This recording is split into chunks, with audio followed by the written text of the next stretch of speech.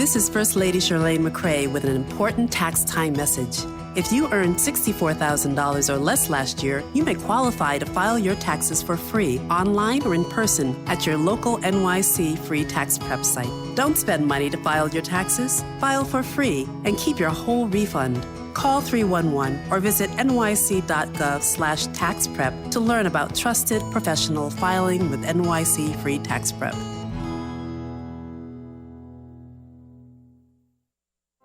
As parents, you have great ideas to make New York City public schools even stronger. Become a member of an education council. We know what our children need, and that voice needs to be a part of the decision-making process. If your passion is about how can we make our school system that much better, it's got to get involved. Your voice matters. I encourage you to run for a community education council because our schools need parents like you. Remember, for more information about New York City government services, dial 311. Hi, I'm Greg Bishop, Commissioner of the New York City Department of Small Business Services. Here at SBS, we open doors to opportunity for all New Yorkers across the 5 boroughs. Our department is focused on creating stronger businesses, connecting New Yorkers with good jobs, and fostering thriving neighborhoods. So, if you are looking for a job, want to start or grow your business, or hope to strengthen a commercial corridor, please visit www.nyc.gov/SBS or call 311 for more information.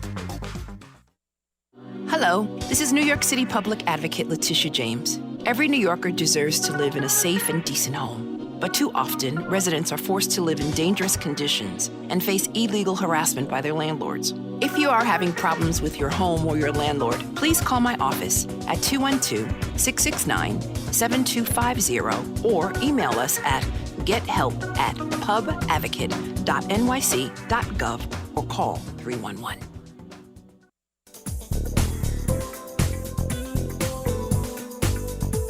Remember, for more information about New York City government services, dial 311 or visit nyc.gov. This is Donna Corrado, Commissioner of the New York City Department for the Aging. In this city, we look out for each other. We're our sisters and brothers keepers. During these cold weather months, I ask that you reach out to your elderly neighbors and friends. Remaining active, engaged, and socially connected improves one's quality of life. It also reduces the risk of chronic disease, dementia, and premature death. If you're lonely, anxious, or depressed, and you want help, call 1-888-NYC-WELL or 911 in an emergency. This is New York City Comptroller Scott Stringer. As New Yorkers, we know that diversity makes us stronger, not weaker. The truth is, immigrants help power our city's economy. They earn $100 billion in income, pay billions in taxes, and own more than 83,000 small businesses. We all have a responsibility to stand up and protect our neighbors, and that starts with being informed. To read my report on how immigrants contribute to New York's economy, visit www.comptroller.nyc.gov. Remember, for more information about New York City government services, dial 311. 9,000 volunteers mentor high school students in our city. But with 300,000 high schoolers, we need more mentors. Not tutors or teachers, but personal champions. People to listen, share their life experience, and help them succeed. You don't need to have all the time in the world or all the answers. You just need to care.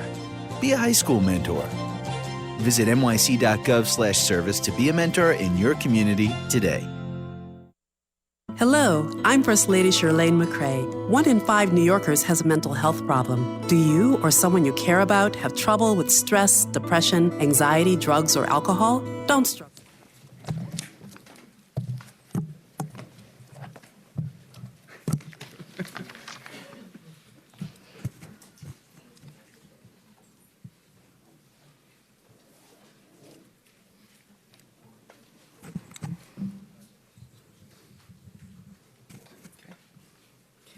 Good morning. I'm Deputy Mayor Herminia Blasio. We are here today to welcome back a strong leader to the City of New York government. David Hansell is the ideal person to guide ACS as we continue to reform it. This is a man who has been a fighter for children and families his entire career.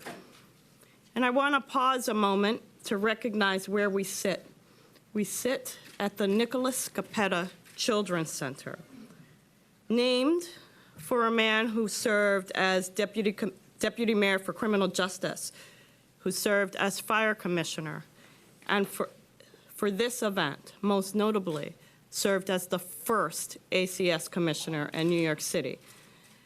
A man whose dedication to service was informed by him having been a foster child himself. As we shift back to David and I have had many conversations leading up to today's announcement. We talked about his background, his values, his experience, and his vision for the agency. David has a unique blend of expertise and passion for helping others, and this will strengthen ACS in our mission to protect our most defenseless children. He is a skilled, data-driven manager and someone who knows how to transform organizations. He's someone who will think and work across the many systems that we must weave together to provide the strongest safety net for our children and to strengthen our families. He's also a compassionate advocate for vulnerable New Yorkers. As a physician who spent much of my career caring for patients with HIV and AIDS, I understand the deep, long-lasting impact that this experience can have on a person. David has spent many years on the front line as an advocate during the heyday of the HIV/AIDS epidemic, fighting for people's rights, fighting for people who were often marginalized, discriminated against, unseen, rendered invisible. David was there, protecting people. That work led him to take on tough issues on behalf of the people who need help the most. This was true when he was acting secretary at the Administration for Children and Families in Washington. It was true when he was commissioner of the Office of Temporary Disability Assistance and the Associate Commissioner of HIV Services right here in New York City. Now David will bring his experienced, compassionate leadership to ACS. And I'm thrilled that he's taking on this role. New York City's families and children, we are lucky to have him.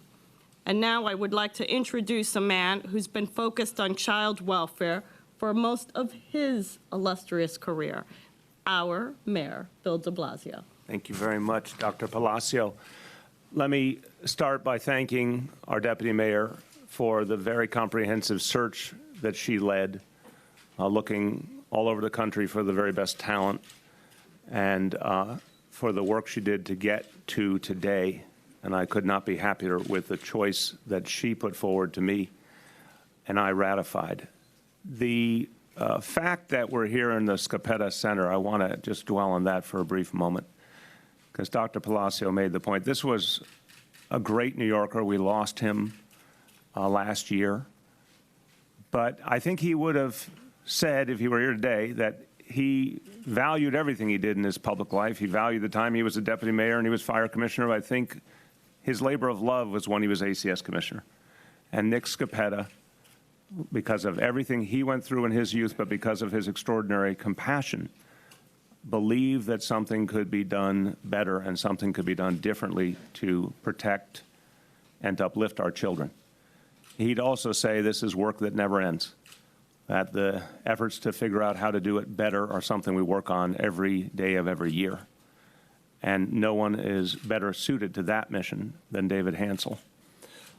I want to talk about David, but first want to acknowledge and thank for joining us our Deputy Mayor Richard Bury, our acting ACS Commissioner Eric Brettschneider, and the Chief of Detectives at the NYPD, Bob Boyce. Thank you all for being with us.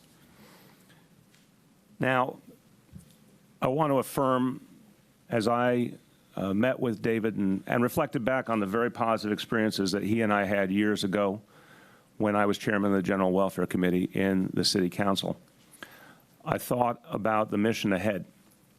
And the 8 years I spent as chairman of that committee were a time where I got deeply involved on issues related to ACS And to me, they were the most important issues we dealt with on that committee. They were the ones that moved me the most humanly, in large measure because I was a parent. And it was clear to me that there was much more that had to be done back then, and there's more that has to be done now. It takes someone with extraordinary compassion and extraordinary drive to keep working through these issues, because bluntly, this means looking into some of the worst challenges of humanity. That is just the fact. What ACS does is goes into family settings that are so often troubled or even broken. And our ACS workers have to go in there and find a way to protect children and make things as right as possible. It's very tough work. The problems that plague our society often concentrate themselves in individual families, whether it's substance abuse, whether it's a history of violence within the household, or just plain poverty and lack of opportunity. Our ACS workers have to serve at the front line and do their best to address these challenges. And it's never, ever easy. It takes courage. It takes tremendous strength and resourcefulness. Our job is to help them get better all the time. Our job is to support them in that work, train them better than ever. Our job is to make sure all other city agencies have their back and are working with them. And again, I want to give particular thanks to Chief Boyce. I know this is a passion of his as well, and his presence here is an example of the growing partnership between ACS and the NYPD. Now,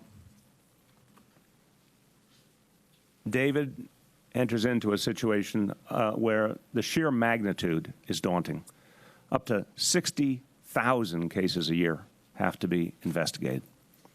And these are, again, often complex and painful situations. They don't present themselves cleanly and obviously in many cases. It takes a lot of careful work to figure out what's really going on and what's the right solution.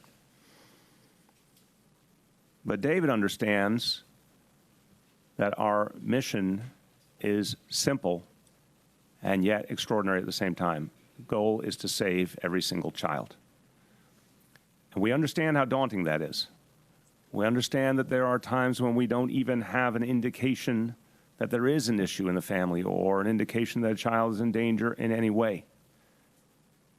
But our job, our mission, is to find a way to save every child.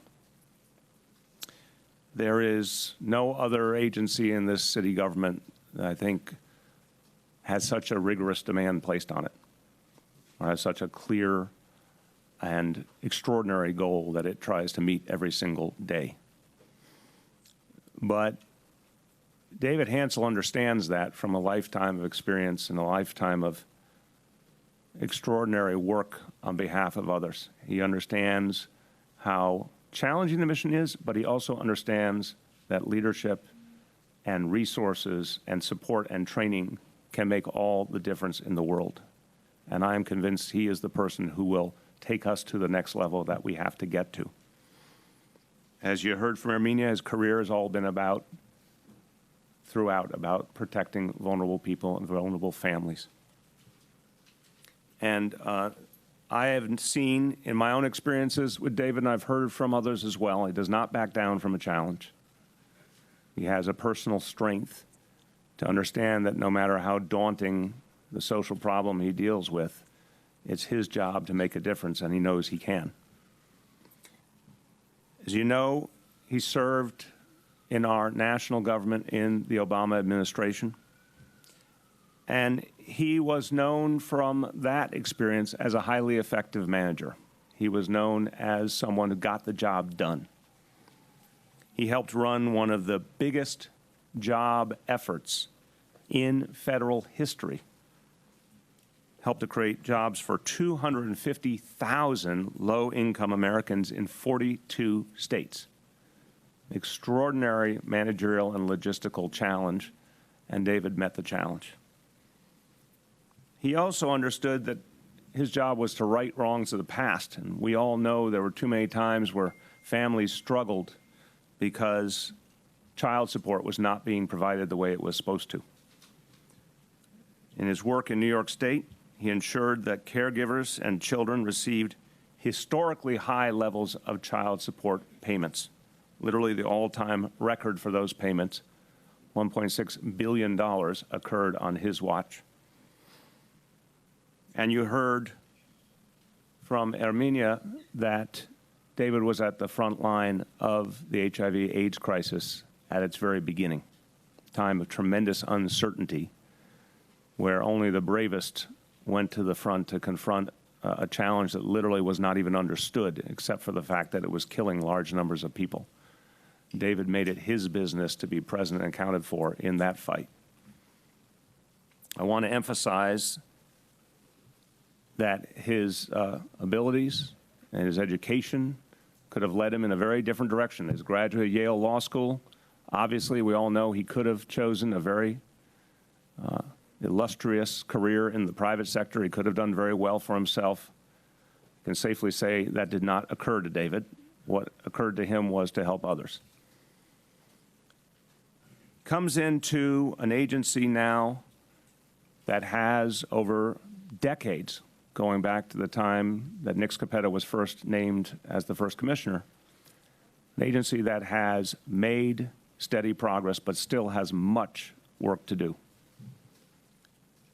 And I want to be clear that we will be unrelenting in addressing its challenges. But I also want to express my appreciation to all of those who have served in ACS who have achieved things that were not achieved previously. A very important example, the foster care population that we're serving is now down to 10,000 children compared to 13,000 just 3 years ago. That means more is being done to help children in their families and to avoid them having to go into foster care to begin with.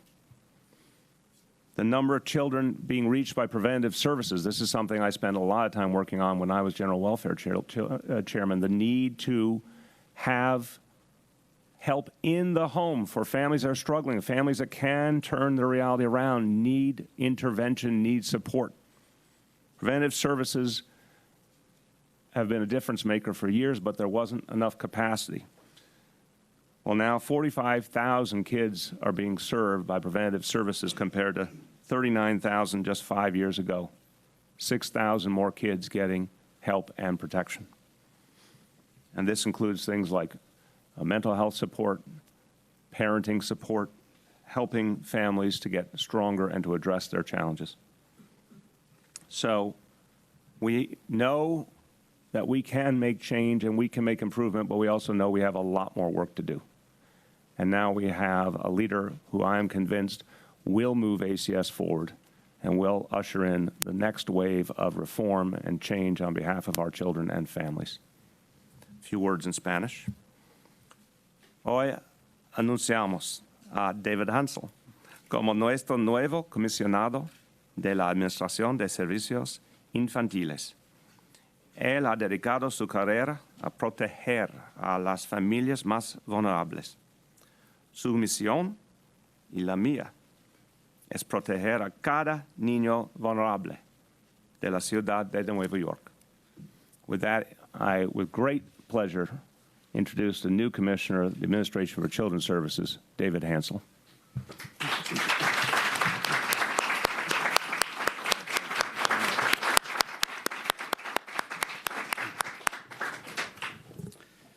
Good morning, everyone. I want to start by expressing my deep gratitude to Mayor de Blasio and Dr. Palacio, first of all, for those overwhelming comments, but more importantly, for giving me the opportunity to serve this city in such an important role. I am truly humbled by the confidence that they've expressed in me. I've known the mayor for 15 years. As he said, we worked together when he was chair of the General Welfare Committee for the City Council, and I was the chief of staff at HRA. And I know from that experience that I share his mission to protect every child and his deep appreciation for the difficult and challenging work that the women and men at ACS do every day. When the mayor and I were discussing the job of ACS commissioner, he asked me a simple question that I have asked myself many times, and that is, what motivates you to consider taking on this enormous challenge? And I answered him with a question of my own. Where is there a more important place to serve the most vulnerable individuals and families in our city? And that's been the question that's animated career decisions I've made over the course of my career for the last 3 decades. As you've already heard, my worldview took shape in a time of crisis in the early 1980s, when hundreds of New Yorkers were dying of a new disease that had not yet even been labeled as AIDS. They were men and women, gay and straight, predominantly people of color, predominantly young, and many of them were my friends. But universally, they were sick, they were scorned by many, and they were ignored by many more, and they needed protection. And as a young lawyer, that's what I tried to do, and that's what I felt I needed to do. So working on the front lines at gay men's health crisis in the late 1980s and the early 1990s, that experience showed me what happens when government takes a callous attitude towards those who need its help the most. But it also showed me the good that government can do when it cares for the most defenseless among us. And I have to say those lessons seem as urgent today as they did 30 years ago. And since then, I've tried to apply those lessons in running government agencies, energizing them, spurring them to innovation, and working to improve their performance.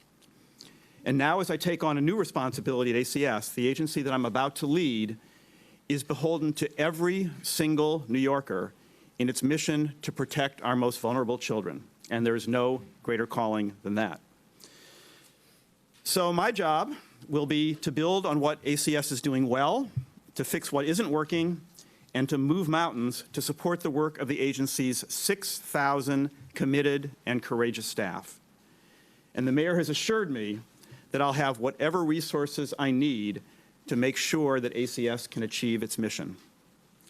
I, in turn, will apply the managerial skills and the rigor that have served me well elsewhere to move ACS forward.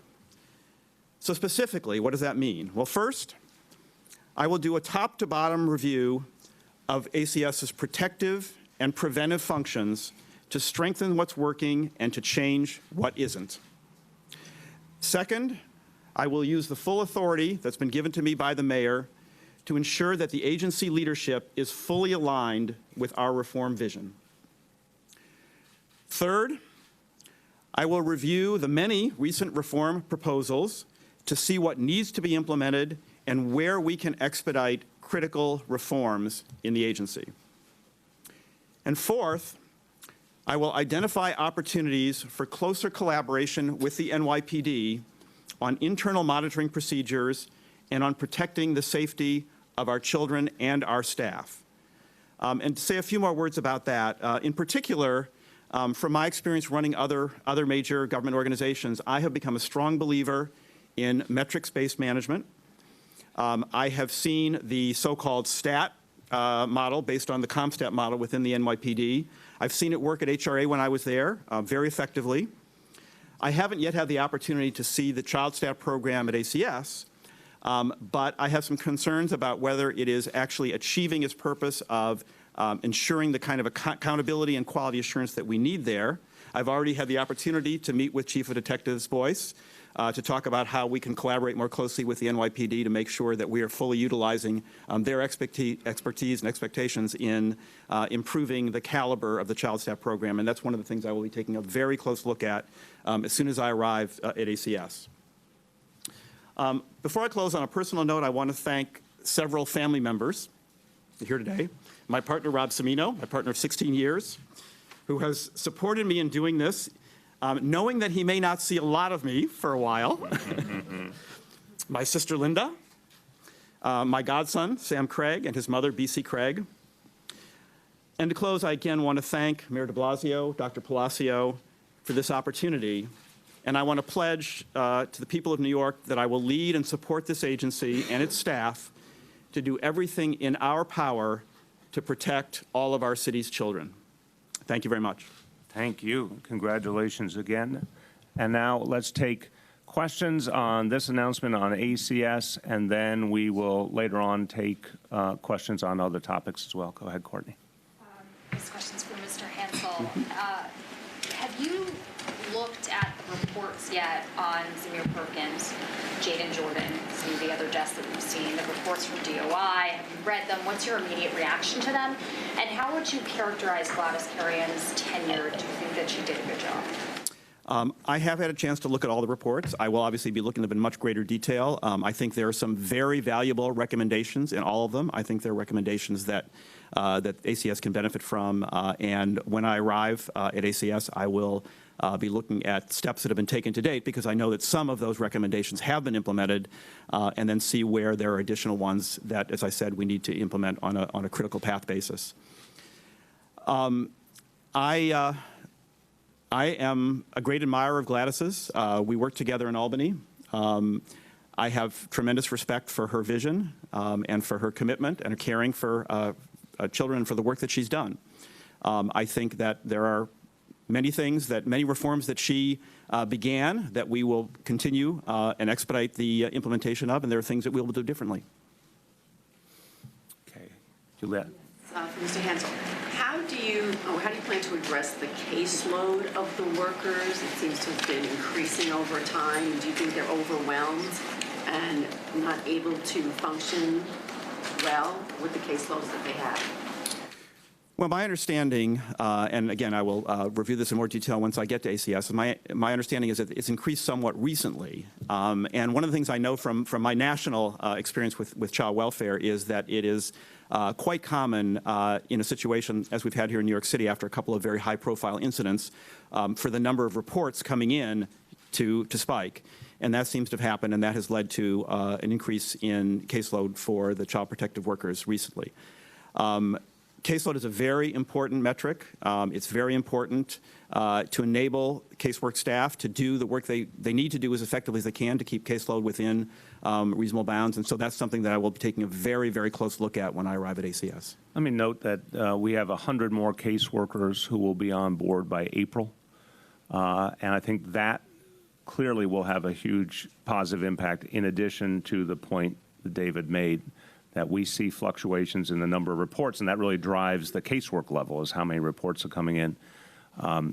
We certainly would not be surprised if the number of reports starts to go back down again while we're bringing on more staff, and that will get us back in a position that's better than the federal and state standards. That's where we've been for most of the 3 years that we've been here. We've been in a position that was clearly better than the caseload standards that are held by the federal and state government.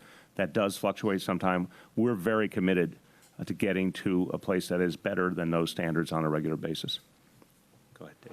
Mr. Hansell, you talked about your motivation in trying to care for the most vulnerable, but right now you have a very nice job and a good life. I mean, some of us are saying, why in the world would you do this when, no matter how much you can fix this agency, there's going to be kids who fall through the cracks. Then all of the publicity of did he fail when that happens?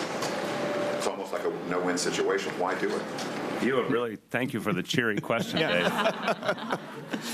I feel so much better about that. No, as I said in my remarks, I can't think of a more important public service opportunity. I can't think of a more important way to contribute to life for the most vulnerable individuals and families in our city. I know it won't be easy, but when the mayor offered me the position, it wasn't one I felt I could refuse. It was too important an opportunity to pass up. And as the mayor said, and I said, our job is to protect every child in the city, and we will do everything in our power to make that happen. Dave, I want to also note, there's the famous Teddy Roosevelt speech about the man in the arena and, going into the fray no matter what the challenges. I think, that speech could be well said about David Hansell, that he's clearly made a choice over his life to go into very difficult situations, and situations that a lot of other people would not have the strength to go into. But we need people in our society who will take on the big challenges. And we need people who are not afraid of things that seem daunting. That's the only way we move forward. So that's exactly the kind of person I was looking for ACS Commissioner. Lisa. Mr. Hansell, as you mentioned, many of these high-profile cases, tragedies with the children's lives being lost, those families have been on the ACS radar. Where will you draw the line between the danger when a child's life is in danger and they need to be immediately removed from the family? Will those policies remain the same? Our first and foremost responsibility is to keep kids safe. And the first decision we have to make is whether they can be safely remain at home or whether they need to be removed. And that is something we will look at in every case. It's a complicated assessment.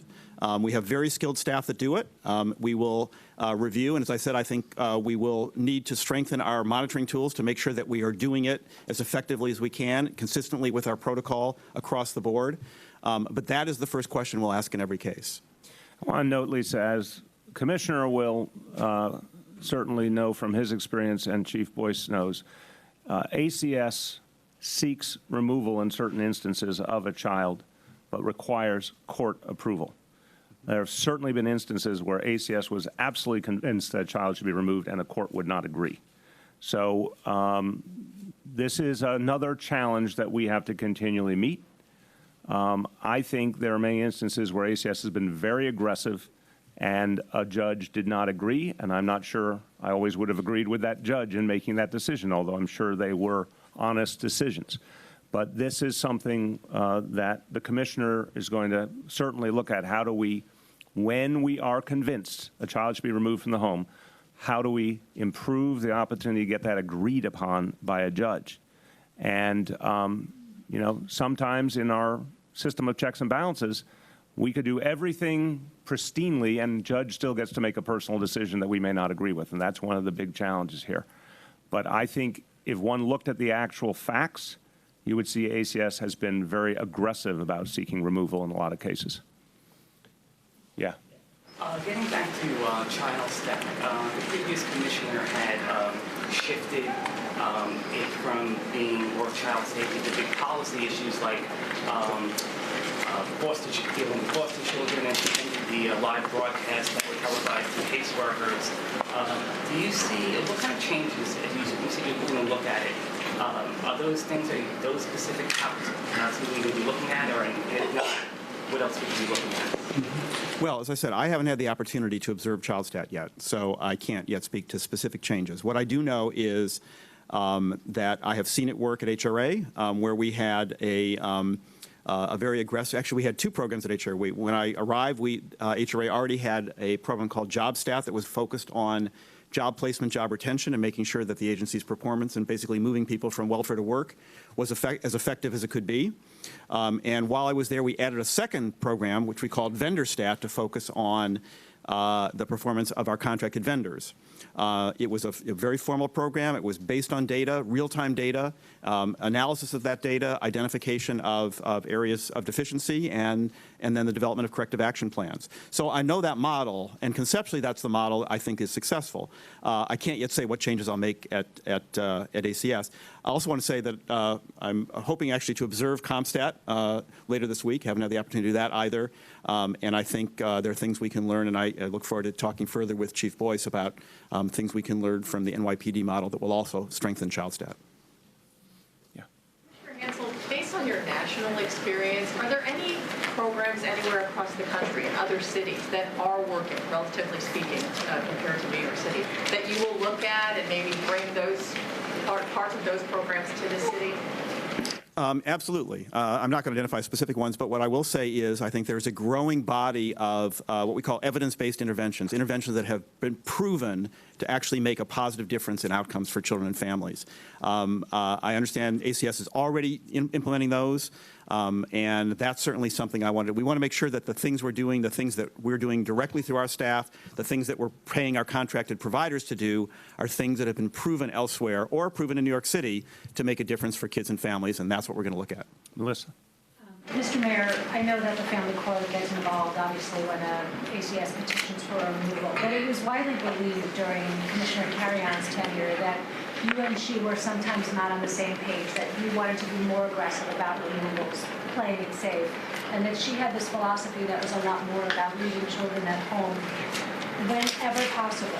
The question I have is, are you comfortable now given some of what we've reported recently, that there are waiting lists for preventive services, that some of the prevention programs have had to close their doors because of staffing problems, they feel their staff are Okay, underpaid. get to the question, please. Are you comfortable with how many more children are being left at home, given that the preventive services have not kept up? I don't agree with the premise of your question. And I think it's really important, and you've spent a lot of time on this issue. I know that for a fact, and I appreciate how focused you've been on it. But I think that's an unfair assumption. Again, under Commissioner Carrion's watch, many times ACS went for removal and did not get agreement from a court. I think a fair question is, do judges have a philosophical belief that tends more towards keeping a family intact versus a removal? I think, to be fair, the vast majority of judges try to call them, as they see them, individual cases. But I think this underlying philosophical question is out there in the entire child protective world. I certainly think the important point is, when in doubt, I think moving for removal is exactly right. I believe that was the same approach Commissioner Carrion used. I believe that's the same approach ACS used. I know that will continue. That being said, and Dr. Blasio and I have talked about this a lot, these are some of the toughest decisions that anyone in government ever makes, because removing a child, let's say there is a gray situation and it's just not clear what to do. Removing a child has very big consequences. Anyone in this room who is a parent can understand that, or anyone who has had a child in their life, how traumatic that can be. It is a tough decision that has to be made right. So I would really caution against trying to put it, I'll certainly let you follow up, I would caution against trying to put it in a neat box, because it never is in a neat box. There's so much complexity. What I am convinced is ACS, over the last 3 years, has and ACS will continue to be aggressive. And when the evidence points to the need for safety requiring a removal, I don't think anyone will hesitate. It's just that given that foster care removals are down, there are fewer than 9,000 children now in foster care, are you comfortable right now with the wait list for prevention, that children who are being left at home instead of being placed in foster care, that those preventive services are meeting that need? No, but for a different reason, I think, than you're indicating.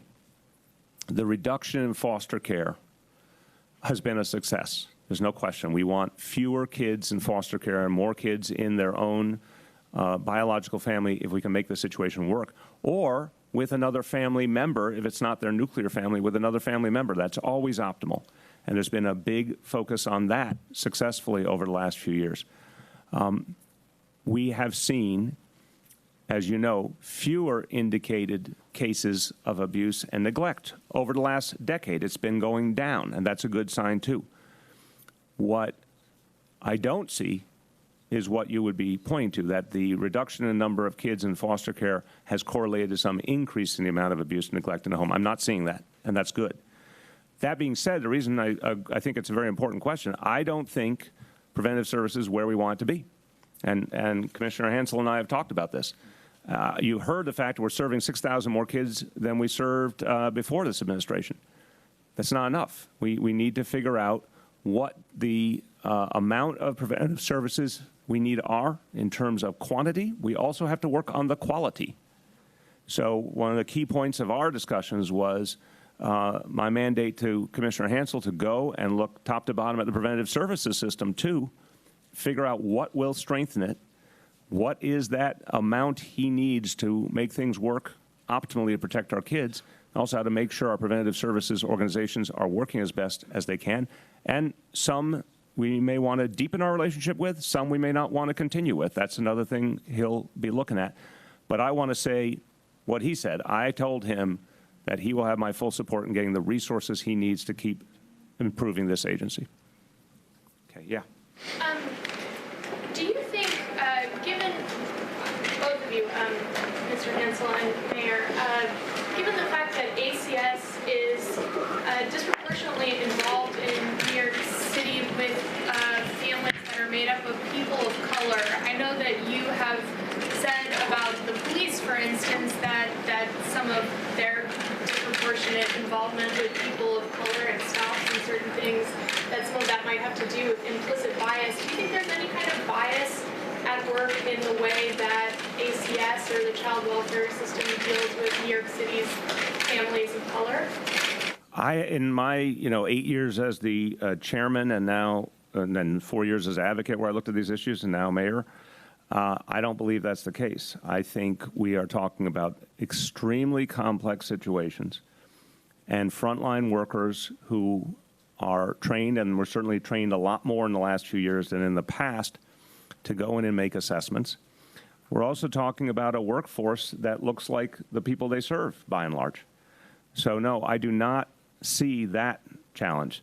I think the challenge is, and again, the commissioner can speak to this, or the deputy mayor, I think it's extraordinarily tough decisions. I think these are, the equivalent of the split-second decisions that a police officer has to make that can have life and death ramifications.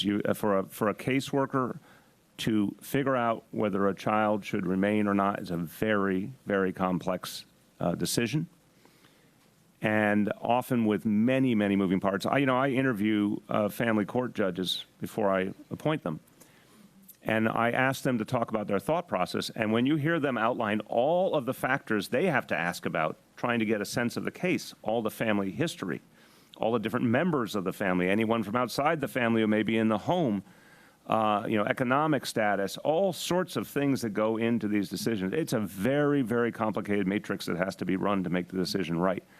I think that's the challenge that has to be confronted. I don't think it has to do with any other factors. Okay, Greg, sorry. Can you just, Mr. Hansell? Yes. Can you just explain to me what evidence-based intervention is? And you said, I think that there's a growing body of evidence-based. Yes. I mean, what are you talking about? Are you talking about a specific number of incidents? What are the actual metrics that you're looking at? Yeah. Evidence-based interventions are essentially programmatic approaches, or in this case, sort of child welfare or social services practice approaches that have been tested, that have actually been evaluated against either other approaches or no intervention at all, to see if they actually make a difference in improving outcomes for children and families. So they actually are demonstrated, proven approaches. So these are methodologies that either our staff at ACS would use or our contracted vendor staff would use in their interactions with families with children, the ways that they actually work with the families of the children. There are quite a number of them. They relate to, how you strengthen parenting skills, for example, how you help children deal with, one of the things that we've learned a lot about in recent years is about the kind of trauma that children carry with them, even if they're taken out of home and returned to homes, even if they're moved on to permanent family situations. We have learned that most children carry with them some degree of trauma from the experience that they've had as a result of the abuse or neglect that they've suffered. And there are a number of approaches now that are helping to address that kind of trauma so that children are better able to move forward in school, in life, to be successful and healthy adults. Okay, other question? Yes. Mr. Hansell, you certainly have extensive experience in the government and management, but not in child protective services. So for you personally, what do you see as the biggest challenges for you going into this position? Well, I actually do think I have experience in child protection and child welfare. I did oversee the program nationally for a couple of years, so I have seen national models. I was actually involved in implementing some federal legislation that was passed in 2008, just before I moved into the Obama administration. And I also have, in my previous work at HRA, while I was not at ACS and I was not doing child welfare specifically, I worked very, very closely with ACS. So I think I do have child welfare experience. But I also know that we have many, many deep experts in child welfare and social services at ACS. So I'm going to draw on their expertise, and what I hope I can also bring is the management skill that will enable them to use their skills as effectively as they possibly can. Okay, other questions on this? Yes. Going back to the question that Melissa had asked initially, you're calling for more preventative services potentially, right? It's my understanding that a lot of those services are provided by the contracted providers outside of, they're not city employees, they're contracted workers. They're saying that they the proposals this year to increase their salaries in the city budget don't go far enough, and that some of these covered agency or covered providers haven't gotten across the board contract increases in more than a decade, and that is what is forcing. I'll jump in for that. All right, I'll start if you want to add. Look, I think there are many pieces to any issue, but in terms of nonprofits that do social service work for New York City, what we announced in the budget was the second raise since we got here. So 2 raises in 3 years. And that's against the backdrop of a lot of other things we're trying to do to strengthen that sector, and we'll keep doing that work. I don't think that is the core of the challenge we're addressing here. I think the issue of how to make sure each preventative service organization does their job as best as possible is a broader qualitative question, and to make sure we have enough of these services available when we need them for families in immediate need, which is an issue that, again, I remember in, the time I was general welfare chairman, which is 2002 to 2009, this was a nonstop fight with the previous administration to increase the amount of preventative services, because it was quite clear that there were times when families needed help immediately, and if ACS didn't have that tool, they didn't necessarily have a lot of options. If it was not a situation where removal made sense immediately, but they were not, the ACS workers were not comfortable with the status quo in that family, they needed something that they could add to the equation, and that would be preventative services. So we have to make sure the quantity and the quality is right. In the meantime, we're certainly looking for every opportunity to improve the dynamics for those workers and the compensation they get. Yeah. Mayor, you talked about, and Mr. Hansell talked about involving the police department more in these services. Can you just give us a big picture idea of what that might be that they're not already doing? I'll start, and then feel free to jump in, Deputy Mayor, Commissioner, Chief, if you have anything to add, of course. I will take you back in time to the year 2006, and again, one of the worst tragedies we've ever seen in this city, which was Nix Mary Brown, which was worse not just because she was an angelic girl and every New Yorker felt her loss very personally, but also because there were so many opportunities to save her. I don't know a case where there was more chances, more documented chances to save a child than that case. And one of the things became clear after that was that there was not the right communication between the NYPD and ACS, that the two cultures had not met and had not learned to speak a common language and to support each other. A lot was done in the aftermath of that to address the situation. The Deputy Mayor can speak in a second to the presence of former NYPD officials in ACS today. That was one of the things that particularly got momentum from the aftermath, because no one disagreed that the two agencies were missing an opportunity to work on a common cause. Since then, I think there's been real improvement, but we constantly see the need for more. So one of the things we announced a few weeks back was that Chief Boyce would co-chair the child stat meetings to really deepen that connection. Again, because the commissioner has a lot of experience with the metric model, I think this is going to be a great opportunity to take another step into the full integration of the work of ACS and NYPD. Thank you, Mayor. Yes, I just wanted to sort of expand on the commissioner's opening remarks, which is that he's going to be looking at building on some strengths that ACS has already had. As the mayor mentioned, that relationship with ACS and NYPD has been strengthening over time.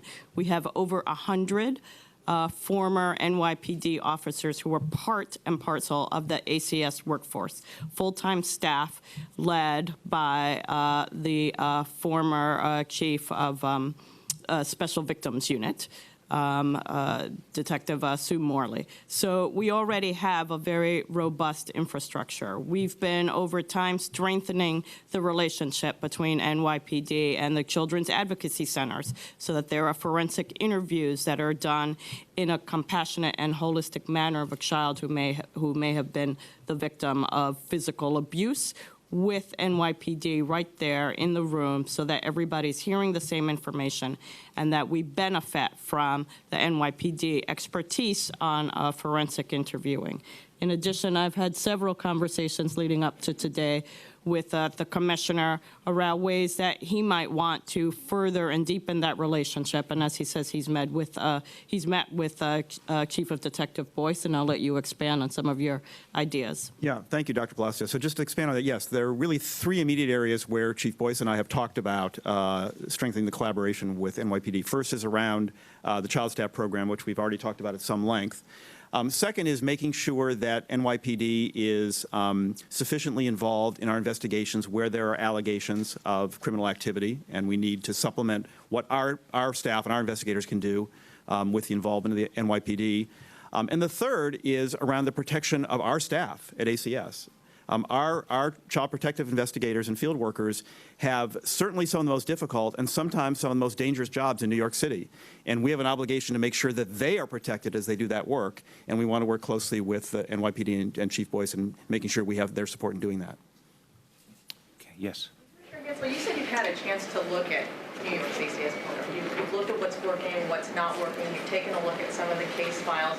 You've also said that there are people in place already that have a great deal of expertise in working with children's services. So what do you think is the problem then? What is the main problem? Is it a managerial issue? Is it the problem with different programs not being available?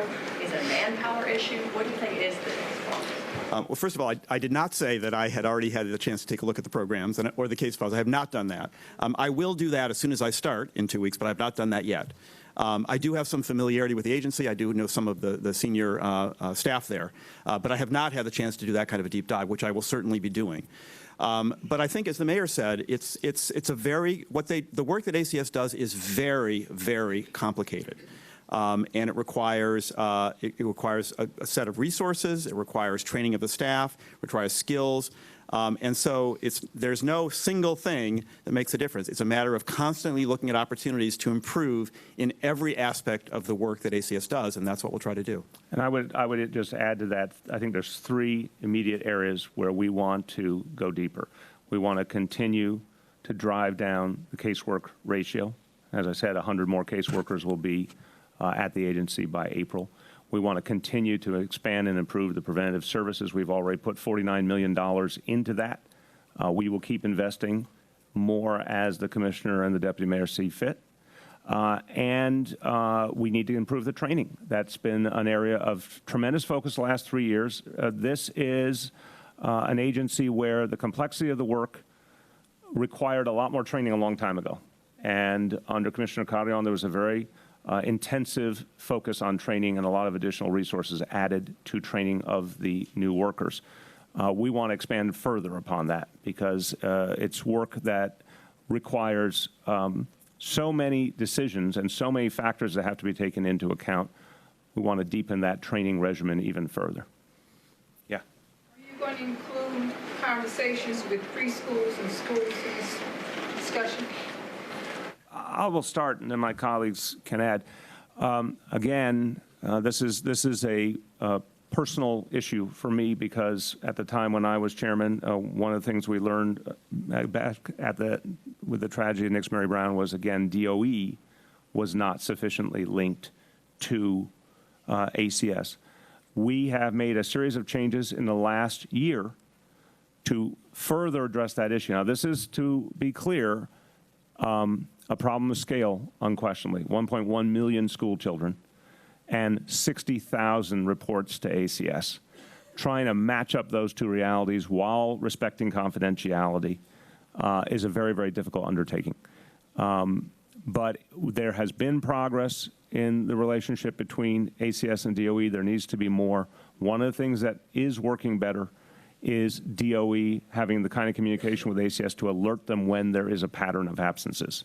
That was an area that was not strong enough in the past, and that's starting to change, I think, very intensely. I would just add that the question raises the importance of a leader who really can take and will take a systems approach to protecting the safety of New Yorkers.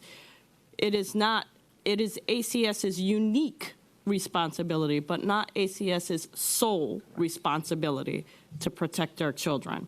And so a leader who knows how to reach out, build relationships, strengthen relationships with other agencies across our system is critically important if we're going to protect New Yorkers together.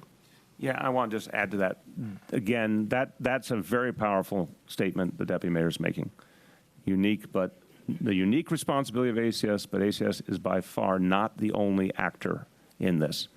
Our schools, our police, our other social service agencies, our hospitals, everyone has an opportunity here to help protect children. And the ACS can do its work even better when it has the fullest information. So this gets back to the point of, one, people who fear a child is being neglected or abused need to call it in. It's absolutely crucial. And if they're not certain where to turn, they can call 311 and be connected to the state registry. This, again, to take you back to that very painful moment in 2006, many, many people acknowledged that they thought something was going on and they thought Nick's Mary Brown was in danger, but they didn't feel comfortable making the call. They didn't know if they should get involved. And a lot of them, I think, have spent the rest of their lives since then regretting it. So if you fear a child's in danger, pick up the phone and let the professionals follow up. But also to all the folks who work in public service, you know, the army of one theory is operative here. You know, any one person can save a child by acting on any kind of evidence they have, any kind of signal they have that something may be wrong. And the more our public servants do that, the better ACS can do its job. Let's see if there's any other questions on this topic. Okay, over here, and then we'll come to you guys. Welcome. Thank you. The kids are our kids slogan you have is a phenomenal slogan. Is there a process where you guys are going to set that up so that all of us now actually see that? Because a lot of times we're just pointing fingers at ACS. And like you just said, ACS is not the only caregiver for the kids in our city, but globally. Are you going to set up a campaign where there'll be a social media campaign for our kids to be involved so that we can as well take ownership of this? We can't continue to say, oh, what's happening at ACS, but all of us in here as adults, as parents, need to start saying the kids globally are our kids as well, not only the ones that we have. Yeah, I think that's a very powerful point. And that has been done in the past, and it's something we need to keep coming back to. Okay, yes.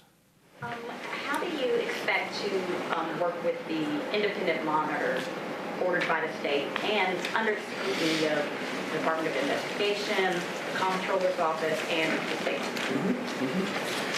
Well, I referred in my remarks to the number of reviews that have been done. There have been quite a few recently. ACS has gotten a lot of attention. But I think all of them, the ones that have been done to date, have given us recommendations that I think will be helpful. And that, as I said, I will, as soon as I arrive at ACS, I will look at the status of implementation of those and how we can expedite that. Looking forward to working with the independent monitor. It's a very highly regarded organization. I think they, too, will give us helpful feedback, and I'm looking forward to partnering with them and also partnering with our counterparts at the state. Yes. Mr. Mayor, you keep mentioning Miss Mary Brown, but there was just the Zymir Perkins case where the city's own report showed that there was opportunity after opportunity missed that potentially saved this child's life. So just looking at that report, I mean, what needs to be done specifically in those cases where there's, you know, there's not a judge issue, there's, you know, there was a clear opportunity there and clear motive to remove this boy and try to save his life. Let me be careful on that full assumption. Go ahead. All right. Let me speak to that. So, as you know, we did a very thorough internal investigation, and we've published those findings. I think that there are improvements that can be made at many levels. The city took action where there were failures in accountability. The city took action. Where there are systemic reviews that need to be done, I think the commissioner is well poised and well credentialed to come in and look at very significant organizational issues that might be made. But this isn't an either or. If there are individual accountability issues will be managed. Where there are systemic and organizational issues, those will be implemented. We have to move on every front to make sure that the organization is leading, that the organization is doing everything that we have in our power to protect children within our responsibility, and that we are working across the system to make sure that all of us are taking responsibility for our children. Yeah, I want to contest the premise respectfully. I've looked at both cases very, very carefully. The difference right off the jump is, in the first instance with Nix Mary Brown, it pointed out massive systemic problems, absolutely overwhelming systemic problems that then led to a series of huge reforms by that administration. In the case of the Perkins case, which is a tragedy equally, we did see some things that needed to be acted on systemically, but we first and foremost saw individual failure of people who were supposed to do their jobs and didn't, some of whom are no longer a part of this agency, others of whom have been reprimanded in other ways. We've got to be able to see that difference. If someone doesn't do their job, there will be consequences. And with every element of public service, there are some people who are not cut out for the work, and our job is to weed them out. There are some people who need to be retrained. It's a whole host of different points on the continuum. But every agency, whether it's NYPD or FDNY or DOE or ACS, if an employee doesn't do their job, there will be consequences, versus when we see systemic issues that have to be worked on that require a change in how we do the work overall. I'd just like to hear the Commissioner's response to that. And then, but doesn't repeated individual failures report to a systemic problem possible? I would just say possibly is the key word, and it depends on what the investigation tells us. But Yeah, I don't want to speak to the specifics of that case, but I think in general we have to look at both. We have to look at systemic issues and we have to look at individual issues. Absolutely, in terms of bringing a management approach to ACS, my intent is to begin to look at the systemic issues. That is, where are the policies, the procedures, the practices, the tools, the training, the technology at ACS not providing the kind of support for the quality of services that we need. And those are the things we're going to start looking at. Where there are, as the mayor just said, where there are situations where individuals are not complying with appropriate case practice or are not carrying out the function of their jobs as they should, we'll take action as we need to.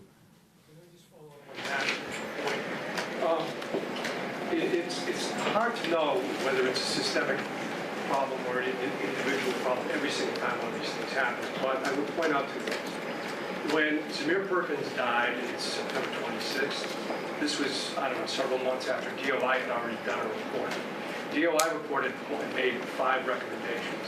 By the time Zamir Perkins died, 4 of those recommendations had yet to be implemented. After Zamir Perkins died, DOI did another report and found even more systemic problems that had to do with the Jaden Jordan case having to do with the weekend and the night staff. So those, by the way, all of those things that I just described are systemic issues.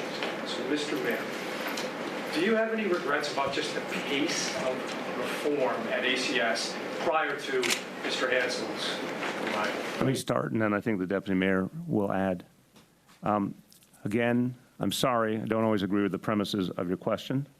And any oversight entity that puts forward a report, we look at and we look for the things that we believe are accurate, and then we also look at things that we think may not be capturing the full reality.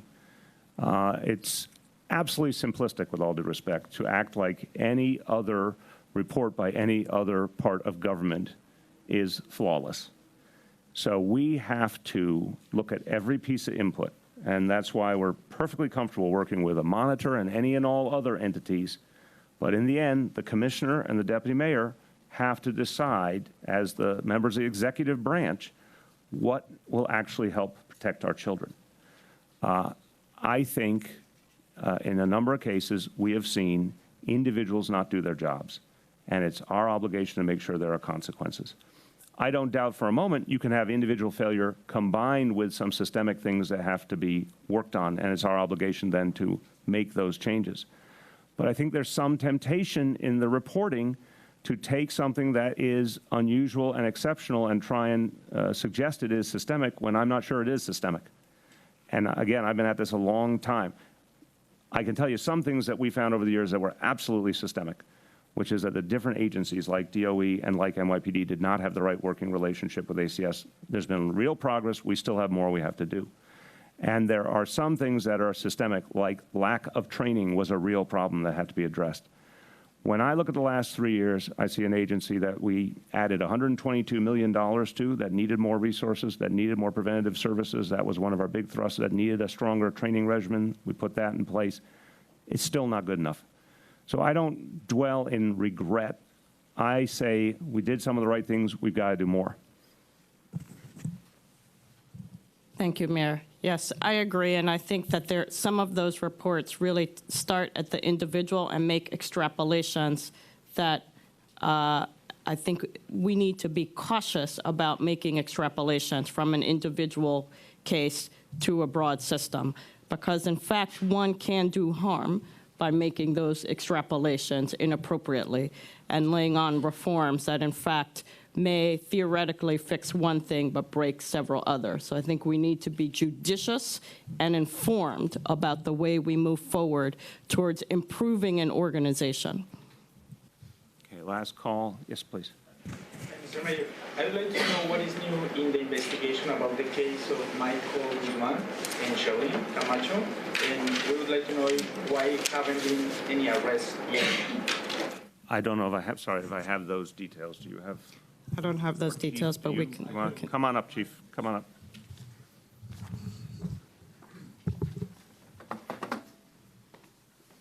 Good morning, everyone.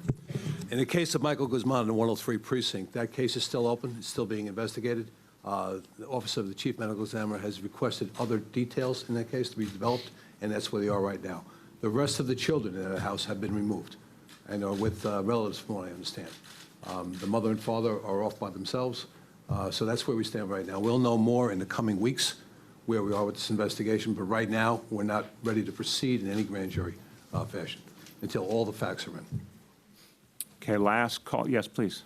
How does the job of the ACS commissioner change with the monitor in place? I will start, and then my colleagues. I don't think it does. You know, I in my different work, had not had a lot of experience with monitors. And the person who really educated me about working with monitors was Bill Bratton, who said that pretty much everywhere he had been in recent years, there was a monitor, LA most famously.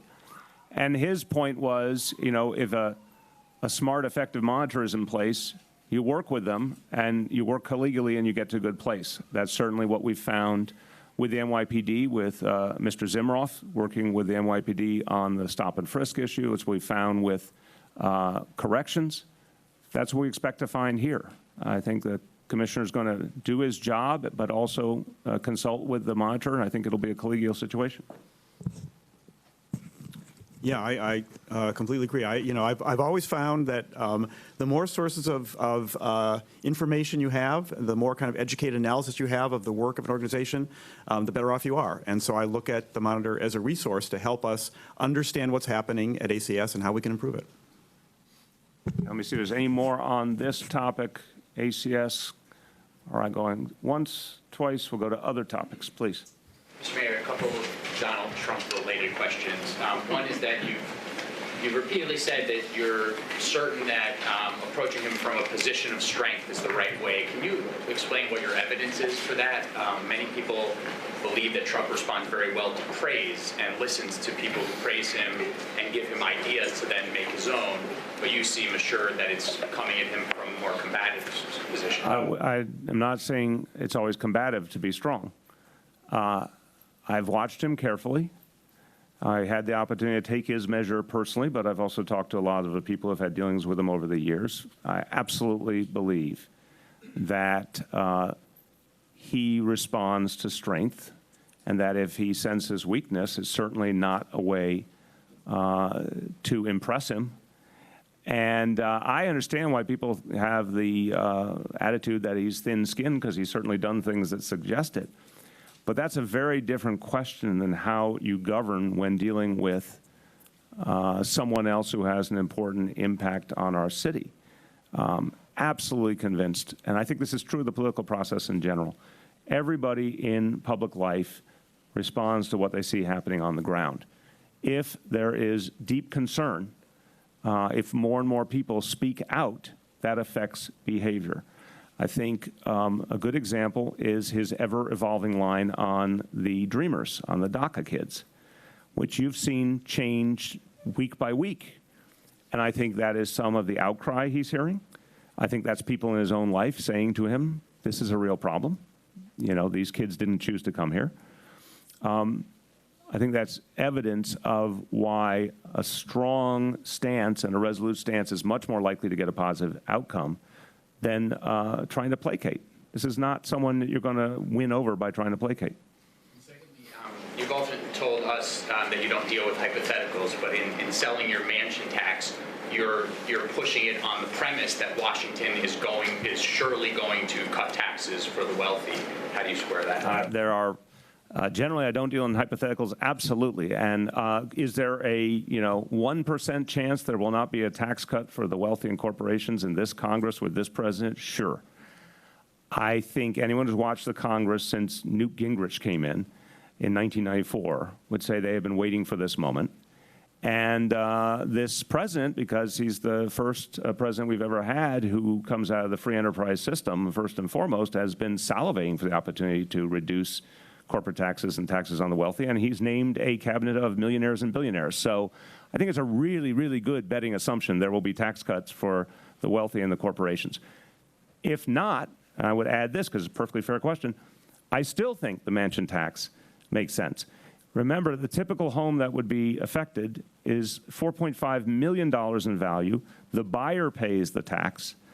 Someone who's buying a $4.5 million home can afford to spend a little bit more so we can help our seniors have affordable housing. Marcia. Mayor, I actually have two questions. First of all, the Republican candidate for Mayor Paul Massey is asking prosecutors to investigate how you plan to pay your legal bills. He's raising the specter of pay to play. I wonder how you plan to guarantee that people who contribute to your legal bills don't want something from you. You know, Marcia, we haven't even gotten to the point of figuring out how to set up the appropriate entity. A legal defense fund is something that has an idea that's been around for decades. Many people have used them, but we haven't structured it yet. We're certainly going to be sensitive to making sure it's fair. But we're just not there yet. They're doing it because they want you to do something for them. Again, that's part of how we have to address the structuring of such a thing. And of course, that's a fair question, and I'll be sensitive to that question. But, you know, as I've said, I'm not a millionaire or a billionaire. I'm not in a position to do this and pay these bills myself. We're not asking the taxpayer to pay my bills. So when the time comes, we'll structure something and we'll make sure it's fair. The question is this, he's also charging that you've been so distracted by the corruption investigation, you're setting yourself and your agencies that you haven't had as much time to spend on running the city, and that's why you have problems like with ACS or with the homeless and things like that. Would you address that? I don't think he knows a lot about the city of New York, and I think if he did, he would recognize that crime is down 3 years running, while stop and frisk is down simultaneously, while we're instituting absolutely groundbreaking approach to neighborhood policing, that our affordable housing plan is ahead of schedule, that the graduation rate is up, test scores are up in our schools, jobs are up, and a plan to add 100,000 more good-paying jobs. Look, again, I've been around a while. I think if you just reel off those points and say, is that an example of a government that's getting something done, the obvious answer is yes. So I don't know what metrics he's pointing to, but I would point to those metrics. Related question, Controller Stringer said that you needed to get approval from the Public Service Board to do any such legal defense fund. Do you intend to do that? Yeah, we're going to go through a process to create it, and we haven't gotten there yet. And when we do, we'll talk about how it was done, but we're just not there yet. Yeah. A follow-up to the follow-up to the follow-up. I'm impressed by the continuity levels today. I understand you haven't gotten it yet. Can you just assure us right now, as we're sitting here, that you will not solicit funds from anyone who's doing business with the city? We're going to set up a clear standard that's fair and avoids conflict, but I'm not going to go into detail because that's going to take a lot of work and a lot of lawyers figuring out what's the right way to do things. I'm just not going to keep repeating over and over again. Until we get there, I can't answer any specifics. Can I ask you about Bedco, the nonprofit that ran the shelter where the 2 girls were scalded to death? The city removed some contracts from them, but other contracts remain. Why not remove all contracts from this organization? Why allow them to keep any? Yeah, you'd have to ask Commissioner Banks about the specific decision. Commissioner Banks came to the conclusion that for the type of work, one type of work they were doing with building management, he was not comfortable continuing that. And as you know, he has made that decision in the case of several other nonprofits. But I can't get into the specific exceptions. You'll have to ask him directly. As mayor, with this company's history with them maintaining contracts? I'm very comfortable that Commissioner Banks holds very rigorous standards. He has canceled contracts for other nonprofits previously. He has my full support whenever he decides that an organization is not providing the kind of work he wants. He has my full support in canceling the contract or modifying it. But again, as to specifics, you'll have to ask him. So a recent report named the Cross Bronx Expressway the most congested city roadway in the country. Country roadway in the city, no. Contributing to high rates of asthma in the South Bronx and Washington Heights. Can you tell us a little bit about how your upcoming plan for transportation might affect that? I have long since identified the Cross Bronx as my own personal nemesis. When I drove myself for many glorious years, it was like, for those of you who have read Moby Dick by Herman Melville, the Cross Bronx was the white whale that was my nemesis. And no, it needs a lot of work. The state has certain responsibilities, the city has other responsibilities. And when we come up with a congestion plan, we're going to be talking about what we can do. And we're going to talk about different parts of the city. I think, you know, the one where there's been a lot of focus is Midtown Manhattan, even before Trump Tower, but even more so because of Trump Tower. But we're going to talk about other parts of the city as well. That's still several weeks away, but I will assure you Cross Bronx will be addressed, even if we have to explain the difference between what we can do and what's a state obligation. Rich. Mr. Mayor, the St. Patrick's Day Parade is less than a month away, and it would normally pass Trump Tower. Has there been any discussion that you know of about moving the route around or changing the manner of the parade? Or could people, will they be able to stand in front of the place and watch the parade? Or it's a good question. I have not heard any suggestion of a change, but you know, in the scheme of things, we haven't gotten into the planning meetings, at least in terms of me being briefed by Commissioner O'Neill and others. So I would put that in a category of damn good question. We can have an update to you shortly, but I certainly have not heard of any suggestion that we change the route. Yeah. Hi, Mayor. My question is relating to affordable housing lottery, specifically the Stuyvesant Town Lottery recently reopened, but odds are it's going to open again in 2 years because from the way I understand it works, you know, if they don't fill up all the apartments, they have to go through the process again. Is there a chance that in the next time it opens that it would be give any kind of preference to existing community residents? To the best of my knowledge, and again, I'll answer this a bit the way I did on the question related to Commissioner Banks, that certainly is a question to bring to Commissioner Torres Springer at HPD in terms of the specifics. To the best of my knowledge, we use the same criteria in all lotteries, the mix of residents of the community board and folks from all over the city. But I don't know in the plan that was developed for Stuytown and Peter Cooper if there were any additional elements to that plan that might suggest otherwise. So I just don't have something more specific for you. Okay. Yeah, Mr. Mayor, about 18 months ago you announced that the city was going to put forward NYC Safe, or Safe NYC, to deal with the seriously mentally ill. And I asked you about this in October, November. You said details are forthcoming, like imminently. Given that the number of people who are subject to Kendra's law has declined, and the number of the percentage of people in Rikers with serious mental illness has gone up, and the number of EDP calls to 911 have gone up. Can you tell us what are you planning to do, without talking about Thrive NYC, like what is the city doing to address the seriousness? Yeah, I'm not sure I agree to any of your premises, honestly, so let me just, the premises, because one, I want to see them for myself before I agree to them. What I know is the population of Rikers has been going steadily down. Again, that may be your view and that may be accurate. I just don't know that for a fact, and I want to see that for my own eyes. But the vision of providing more access to mental health care. This is happening across the board. I want to thank Deputy Mayor Palacio and Deputy Mayor Bury, who have both been a part of this effort. The vision of reducing the population at Rikers has been continuing successfully. And NYC Safe is functioning and having an impact every single day.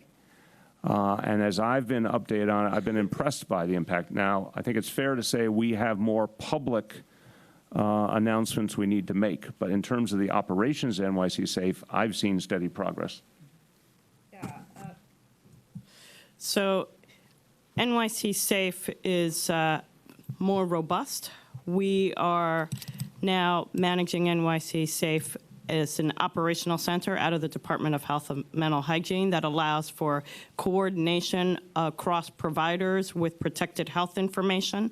It allows us to really do assessments of people coming into NYC Safe with a particular lens of making sure that anybody who has that nexus of violence over the past 6 months and mental health disorder can be assessed for whether or not they're appropriate for an NYC Safe type level of services. We continue to expand the number of people who are NYC Safe. We continue to expand the number of people who are on AOT, which is Kendra's Law, and those services are being coordinated. We're actually seeing very good results out of NYC Safe. What is NYC Safe as opposed to an AOT? NYC Safe actually allows us to do a much more flexible and robust array of services, even than AOT. We've got special teams that are not dependent on the usual payer sources, such as Medicaid, who really can follow people and meet people and treat them where they live, where they hang out, where they work. So we're not waiting for people to come into a doctor's office. We've got multidisciplinary teams that can go out and find somebody on the street, that can deliver services, that can make sure that they are receiving their appointments, that can follow them into the hospital. So really a very dynamic team that can provide the services that people need, that can help them get housing. Very robust, much more robust than even the AOT. Two more questions. Yeah. Curious, at this press conference happening simultaneously with the mayoral candidate Paul Massey, he's just been asked if he supports expanding stop and frisk nationwide, like what Donald Trump has proposed, and has said, I haven't established an answer to that question, and I wondered if you would respond. Well, you know, the issue really hasn't been in the news the last few years, so who could blame him? Yeah, I would suggest you need to have an answer on that one. This was one of the dominant issues of the 2013 presidential campaign. I was sitting at Hofstra University when Donald Trump and Hillary Clinton personally debated it on national television. We've made announcement after announcement, first with Commissioner Bratton, then Commissioner O'Neill, about the reduction in stop and frisk over the last 3 years, 93% reduction since we got here, constant reduction in crime simultaneously. Those are the facts someone who wants to be mayor of New York City really should know. Yeah. Chief Boyce, any update on the first precinct, the jewelry store owner found dead?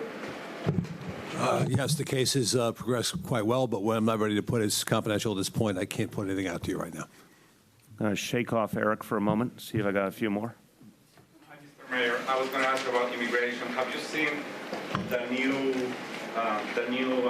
plan that is proposed in the Department of Security on cracking down on illegal immigrants? They are basically announcing today that they have a new plan to crack down more undocumented. I have not seen the plan, and look, what we found with the executive order was the original one on immigration, that when we saw the actual wording, we recognized there were huge constitutional challenges and problems, and we found it very susceptible to legal challenge, let alone it was quite clear that the way they might go about pursuing it would only hurt our public safety efforts here in New York City. So I want to see the exact wording of what's being proposed. The general thrust from the Trump administration has ignored the fact that the first people he should be talking to are the police leaders of America. And I said this to him, and I said it to the now Attorney General back in November. Don't consult with politicians, don't consult with political partisan folks. Go talk to the police chiefs of this country about what will keep us safe, and they will explain how important it is to protect the working relationship and dialogue between immigrant communities and our police. So I fear the new proposals, again, could undermine that relationship between police and community, but I want to see the specifics before I comment. I have one over here, go. Your state of the city, Mr. Mayor, I'm wondering when you decided to focus so much on the affordability. You know, I'm sure you had a lot of discussions leading up. When did you decide I'm going to focus just on affordability? And the 100,000 jobs plan, where did that number come from if this booklet isn't ready yet? How did you get to that number? State of the city, or state of anything, as you know, is a moment like people work toward all year. And a lot of thinking goes into it, and a lot of different ideas are bandied about. I'm sure you're familiar with the fact that literally up to the final days in any government, different parts of the government are trying to get their issues into the speech. You know, it's considered a very important moment. It really, over the few weeks leading up to the speech, I thought a lot about what I had heard from people all over the city and what I heard at town hall meetings. And I had an interesting after-the-fact confirmation of what I was thinking. I happened to be on the Brian Lehrer show last week, and he acknowledged that if they took the calls from listeners according to the issue area that they were concerned about, he said 60 or 70% of our calls is about affordability and the fear of displacement, the cost of housing, et cetera. So I had felt that for a long time. I felt that it would be smart to focus on it. As you've seen with some other leaders around the country, there's been some experimentation lately with doing the annual speeches, the state of speeches on a major topic, a specific topic as the leading element. And I felt, you know, look, we had over the last few years articulated pretty clearly our vision around policing, around neighborhood policing, reduction of stop and frisk, et cetera. We'd articulated the education vision with equity and excellence. I'd come back many times to explain what was happening with that. When I thought about where we needed to add more to the public's understanding of the direction we were taking, it seemed to me it was around affordability, and that combined the more aggressive efforts on the housing side, so the additional legal aid and legal services and the mansion tax, with the fact that we had to do more on the job side and the income side. The 100,000 plan emerged from looking at the strands that were already starting to move and asking how far we could take them and what was a fair numerical stretch goal to reach for. And that's very consistent with how we did the affordable housing plan, how we did the pre-K plan, you name it. The question on the table is always, what's in motion, where can we take it, and then push it to its farthest extent. And I thought it was an important thing to focus on and really give people a sense of where we were going and what we could achieve. People looking at the job numbers over the last 10 years say it's not really much of a push, it's not really much of a stretch. Those people are not looking at the last 10 years. Do you see my point? Aha. Okay, what was 10 years ago in our history? Anyone? Anyone? Thank you. So we had huge job loss, and then we had impressive rebounding. But the notion that 100,000 jobs at the kind of pay level we're talking about is extraordinary, especially because it immediately supports over 250,000 people.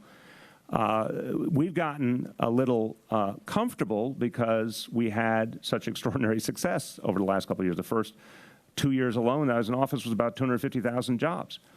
The difference now is to keep generating an intensive pace of job creation, but to focus more on the high-paying jobs, that's going to take government stimulative effect, if you will. That's going to take us doing smart strategic things to keep growth high.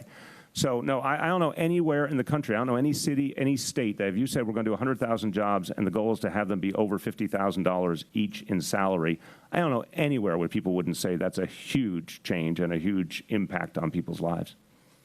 Last question. Aaron. Was the city involved at all in the incident that happened at JFK Airport as far as the lack of screening? And are there any updates you could give? I'm sorry, could you define the situation? Yeah, 11 travelers were able to enter without being screened for security. I think it was mostly a Port Authority police issue, but I don't know if NYPD has been involved in that at all, or if there's any update as to whether there was a real security. I don't know if Chief Boyce happens to know this. I've not heard of any NYPD nexus. That's the Port Authority Police, and if they ask for our help, we of course give them help. So no, I don't have an answer for that. Okay, thanks, everyone.